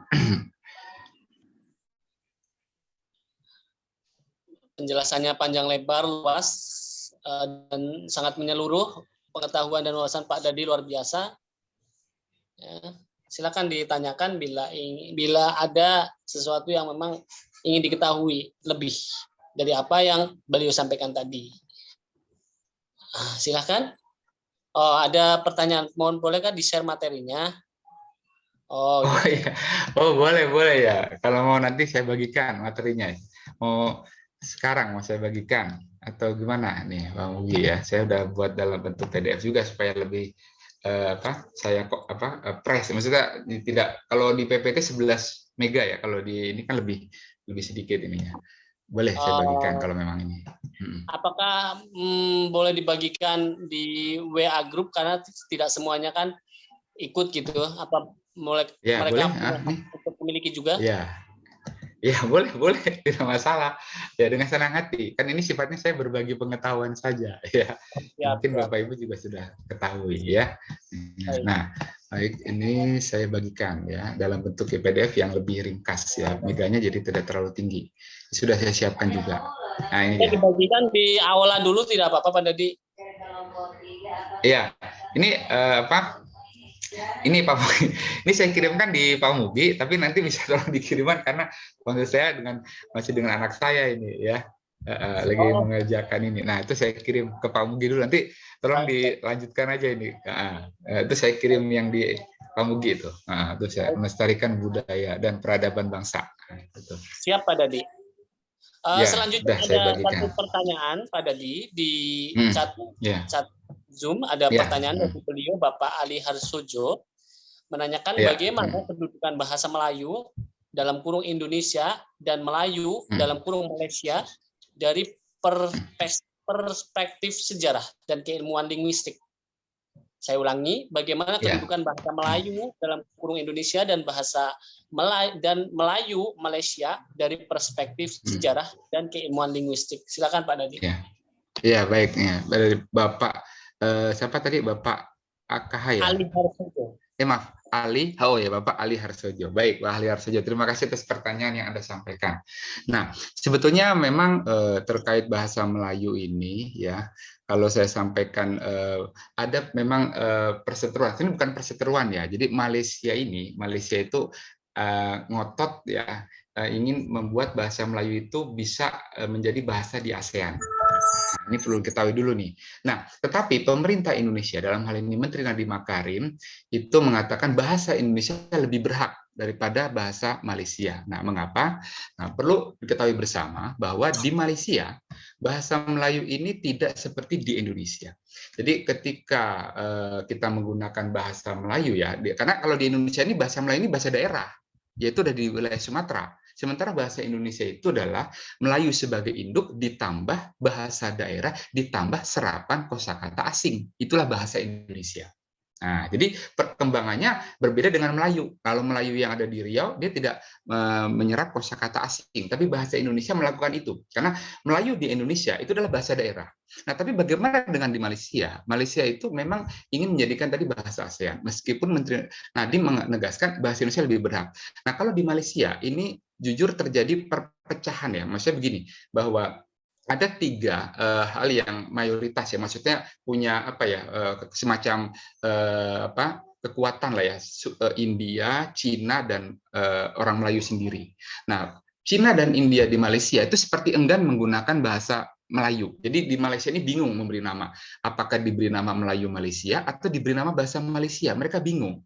Ya, sampai sekarang itu dalam hal nasionalisme mereka itu belum sekuat Indonesia. Ya, nah sehingga kesan Melayu pada Islam itu sangat kuat di Malaysia, sehingga Cina dan India di Malaysia itu enggan menggunakan. Makanya orang Cina dan India di Malaysia cenderung sekolahnya sekolah memang orang Tionghoa, dan India sekolah Tionghoa. Mereka enggan menggunakan bahasa Melayu. Nah, bahasa Indonesia meskipun serapan bahasa Arab itu banyak, tetap kosakata bahasa Arab banyak, tetapi dia netral. Siapapun bisa menggunakan di Indonesia. Ini salah satu keunggulan bahasa Indonesia. Meskipun serapan kosakata bahasa Arabnya banyak, tetapi tidak merasa kalau itu milik orang Islam. Nah, sebetulnya itu yang tepat ya. Karena bahasa dan budaya itu adalah agama dan bahasa. Sebetulnya itu hal yang apa ya? Kalau saya katakan karena bahasa sebuah bangsa itu sebuah bangsa kan punya bahasa. Nah, di dalam bangsa itu kan juga ada banyak agama. Kalau kita berpikir secara objektif ya. Jadi siapa saja bisa menggunakan bahasa Indonesia. Kalau di Indonesia mau itu dia Kristen, mau itu Hindu, Buddha, mau itu Cina, mau India, dia enak saja menggunakan bahasa Indonesia. Meskipun dia menggunakan kosakata Arab juga karena serapan banyak. Tapi di Malaysia tidak begitu. Nah, jadi kalau secara linguistik tadi bagaimana perkembangan kebahasaan, kalau di Malaysia itu tidak maksimal. Bisa jadi malah ada kemunduran gitu ya. Tapi kalau di Indonesia ini terus bahasa Indonesia, bahkan kabar terakhir yang saya dapatkan dari itu ada dari Badan Bahasa juga ya, itu sebenarnya ada juga mengatakan bahwa dan profesor yang mengajarkan bahasa Indonesia itu lebih mendukung atau bagaimana caranya bahasa Indonesia bisa menjadi bahasa PBB, karena dibandingkan bahasa Malaysia itu kita lebih rasional gitu ya. Nah, artinya penggunaannya itu lebih mapan gitu ya. Kita punya ejaan yang disempurnakan atau dulu baby, terus punya kamus yang jelas ya. Terus perkembangan kosakatanya terus terangkum. Nah, sementara bahasa Melayu Malaysia tidak seperti Indonesia. Jadi sekali lagi saya tegaskan kalau Melayu di Indonesia itu bahasa daerah. Tapi kalau bahasa Indonesia itu pijakannya memang akarnya dari bahasa Melayu, tetapi ditambah dengan ambilan dari bahasa daerah, mau itu Jawa, Sunda, Padang, dan seterusnya, ditambah dengan kosakata bahasa asing. Nah, itulah yang disebut dengan bahasa Indonesia. Jadi bagaimanapun ada perbedaan sebetulnya antara Melayu dengan Indonesia itu sendiri, terutama di Indonesia. Nah, begitu yang bisa saya sampaikan ya dari pertanyaan Pak siapa tadi, Pak Arsojo ya tadi ya, Pak Bugi ya. Pak Ali Harsojo. Ya, Pak Ali Harsojo. Nah, itu Pak Ali ya. Nah, bagaimana Pak Ali?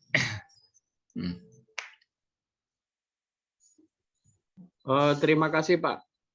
Ya, sama-sama Pak Ali. Ya, baik. Boleh bertanya kembali Pak? Boleh, silakan. Ya, tidak masalah. Ya. Oke. Apakah bahasa Melayu di Indonesia itu dulu menurut sejarahnya saya juga belum tahu. Apakah juga tertulis ada tulisannya, tidak hanya penutur lisan? Dan jika tertulis itu juga ada aturannya seperti sintaksis, semantik, kemudian linguistik lainnya lah. Apakah ada aturan-aturan gitu juga jika tertulis dulu? Terima kasih, Pak. Ya, baik Pak Ali. Nah, kalau saya membaca, pertama tadi kan memang ada di prasasti, jelas ada tulisannya. Tapi bahasa Melayu ini ternyata sudah digunakan pada era Kerajaan Sriwijaya. Itu sudah dipakai untuk pembelajaran. Ya, mereka yang mau menekuni, ya kalau Sriwijaya itu kan latar belakangnya agama Buddha ya. Berarti kalau kita lihat bahwa bahasa Melayu itu bisa dipakai dalam suatu kebudayaan ya, dan dipakai untuk pembelajaran pada era Kerajaan Sriwijaya, berarti mereka sudah memiliki budaya itu ya, memiliki budaya menulis, karena bahasa yang memang bisa terwarisi dengan baik itu adalah bahasa yang ada bahasa tulisnya gitu ya, yang ada bahasa tulisnya, jadi bisa dipelajari mulai sintaksis dan seterusnya. Makanya kalau saya melihat dari pertanyaan Pak Ali Harsojo tadi, dan bahasa itu kan memetakan kosakata bahasa daerah, tak terkecuali bahasa Melayu yang ada di Riau dan sekitarnya itu. Nah, dan termasuk yang di Sriwijaya, berarti di daerah Palembang ya, di Sumatera itu ya. Berarti mereka sudah punya kebudayaan yang cukup tinggi tadi. Karena itu dipakai pada pembelajaran untuk murid-murid agama Buddha. Yang saya baca dari sejarah begitu Pak Ali, ya. Nah, bahasa Melayu itu, ya. Nah, perkembangannya itu. Ya, teman, untuk jelas atau pastinya perlu kita telusuri lagi dan kita harus mencari di badan bahasa. Ya, tapi itu sudah dijadikan bahasa pembelajaran pada era Kerajaan Sriwijaya, gitu, bahasa Melayu, gitu. Ya. Terima kasih Pak Dadi atas penjelasannya luar biasa. Pak Ya, Ali sama-sama. Mudah-mudahan puas dengan jawabannya ya. Terima kasih Pak. Ya, sama-sama Pak Ali. Ada yang lain yang ingin bertanya, masih 5 menit lagi. Nanti di akhir acara mohon Bapak Ibu membuka kamera dan nanti oleh Pak Dadi karena pakai laptop bisa diambil secara keseluruhan Pak Dadi. Iya, bisa. Kalau saya pakai HP jadi handphone ya, ponsel ya bisa. Ada yang ingin bertanya lagi? Ya, manfaatkan waktunya, masih 5 menit untuk bisa mengajukan pertanyaan.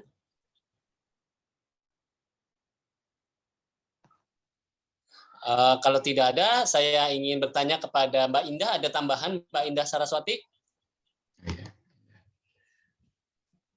Kalau dari saya sampun, Mbak. Sampun ya. Matur nuwun Mbak Indah, saya jadi nggak enak hati tadi karena susah masuk, akhirnya saya sedikit panik itu, dan saya juga sedang memang demam tinggi ini aja udah gigil banget ini. Tapi tidak apa-apa. Dari Kak Tias Rani ada tambahan Kak Tias? Belum ada Pak.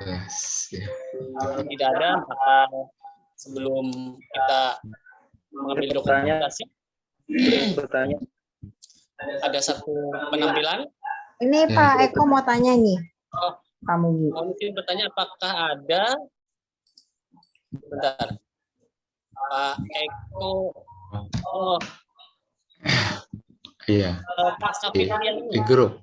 Mohon izin bertanya apakah ada kemungkinan bahasa daerah bertambah? Ya. Baik. Menit satu tanda nih.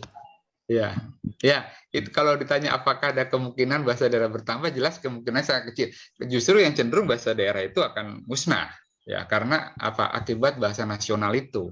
Jadi kalau bertambah, ya saya rasa ini tidak, gitu ya. Jadi bahasa daerah itu akan mau tidak mau akan terkena imbas atau hilang ya secara langsung maupun tidak dengan ada kehadiran bahasa nasional. Kalau bertambah itu tidak ya, itu kecuali ada yang belum dipetakan itu ya berarti terlewat gitu ya.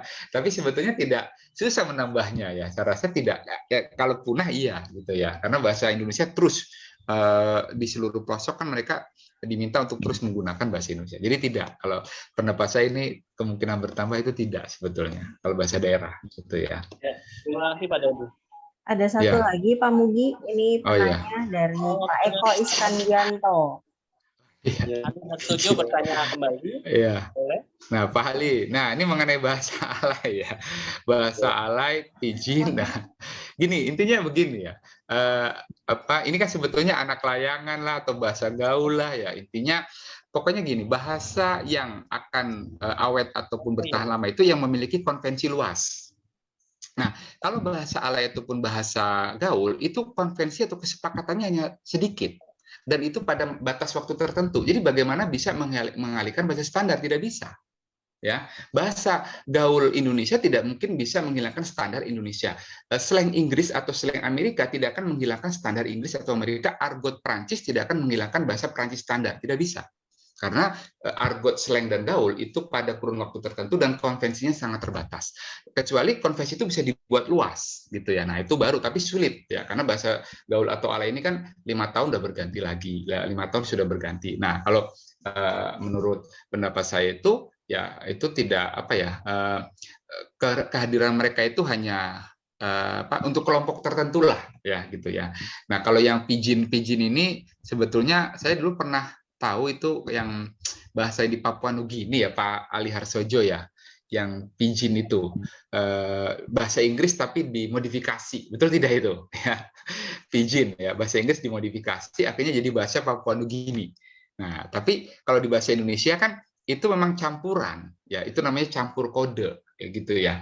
Nah, yang sering digunakan oleh remaja itu disebut dengan bahasa gaul, gitu ya. Memang kalau sedikit saya katakan bahasa mungkin yang mencampurkan ini bukan hanya Indonesia ya, Korea, Jepang, Perancis, Rusia pun bisa ada pencampuran dengan Inggris. Mungkin yang minim Inggris sendiri, gitu ya. Inggris sendiri minim dengan pencampuran, gitu ya. Karena banyak bangsa mempelajari bahasa itu. Nah, jadi kalau saya katakan ya itu tadi bahasa gaul atau alay itu hanya sebatas pada penggunaan waktu dan komunitas tertentu. Dia tidak bisa mengalahkan bahasa standar yang digunakan di berita untuk penulisan karya ilmiah, ya kan. Nah, sekarang kalau itu terganti kan bagaimana menulis skripsi, bagaimana membaca berita, kan tidak mungkin logikanya, ya. Jadi itu kehadiran mereka hanya sesaat, gitu ya sebetulnya. Kecuali bahasa di WA ya Pak. Ya bahasa di WA, tetapi bahasa di WA pun ketika itu tadi bahasa di WA kan itu hanya lisan yang dituliskan Pak Ali ya. Tetapi ketika kita mendengarkan berita-berita di televisi itu tetap menggunakan standar. Artikel-artikel yang Pak Ali baca di internet itu bisa dipastikan 95% bahasa standar. Gitu ya. Nah, jadi tidak menggunakan bahasa yang singkat-singkat karena bahasa singkat-singkat ini banyak juga didapati dalam bahasa lain pun. Bahasa Inggris juga banyak singkatan-singkatannya karena memang SMS itu kan short message service, layanan pesan singkat. Ya memang disingkat-singkat gitu ya kan. Emang medianya buat nyingkat-nyingkat gitu ya. Nah, saya juga ada SMS ala Inggris. Ada saya itu contoh-contohnya sama aja seperti orang Indonesia gitu ya. Nah, ini kadang-kadang kita tidak tahu gitu ya. Nah, seperti itu Pak Ali ya. Terima kasih Pak. Ya sama-sama. Ya sama-sama. Tentunya waktu yang sudah tidak bisa berpihak kepada kita, sangat seru perbincangannya dan 2 jam ternyata tidak cukup untuk kita berbincang. Mungkin lain waktu nanti akan bisa kita adakan kembali atau bisa ditanyakan langsung nanti di WA grup Aula bagi yang sudah bergabung di sana. Kalau yang belum maka bisa bergabung di komunitas WPCOM.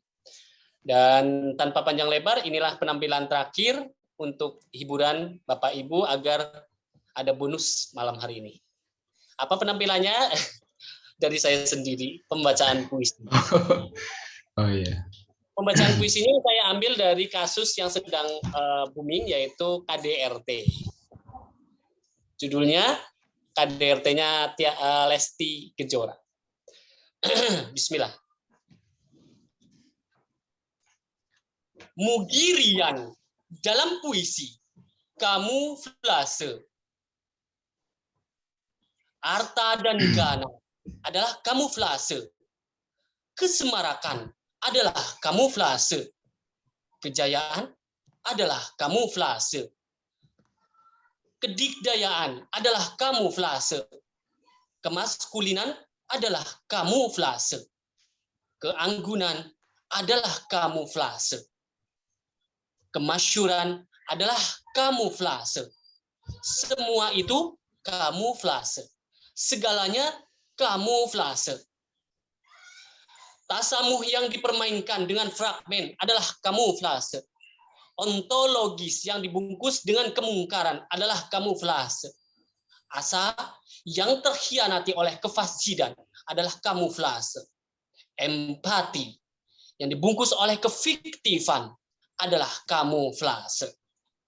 Semua itu kamuflase. Segalanya kamuflase. Tabiat manusia yang kamuflase. Kamuflase, kamuflase, kamuflase. Jangan tertipu oleh manusia yang kamuflase. Jangan terbuai oleh dunia yang kamuflase. Kamuflase adalah kamuflase. Tangerang, 28 Oktober 2022. Mugi Rian.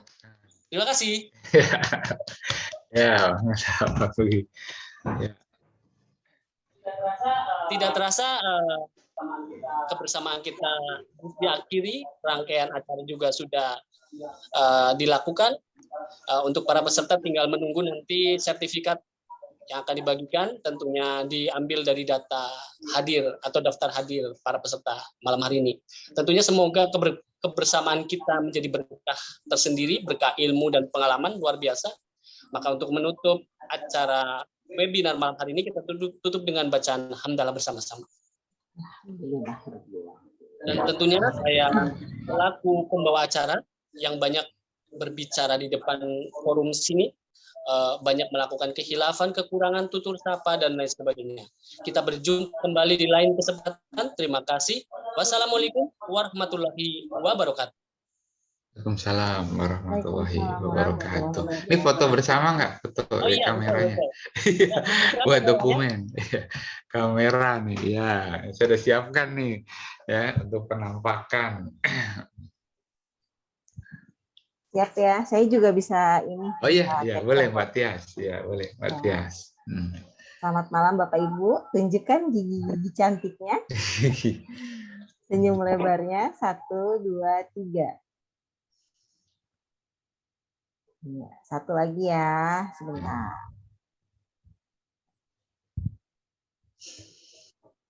Satu, 2, 3. Oke, nanti saya kirim di grup dan di aula ya, Pak Mugi. Ya, baik ya. Terima kasih ya, Mbak Tias. Secara khusus, saya haturkan terima kasih banyak kepada Pak Dadi selaku narasumber.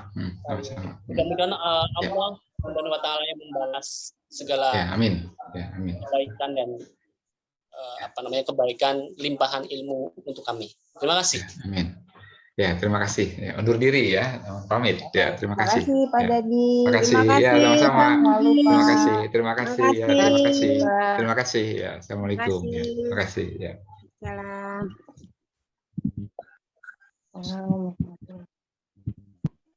Terima kasih Bapak Ibu. Undur diri dulu. Assalamualaikum. Waalaikumsalam.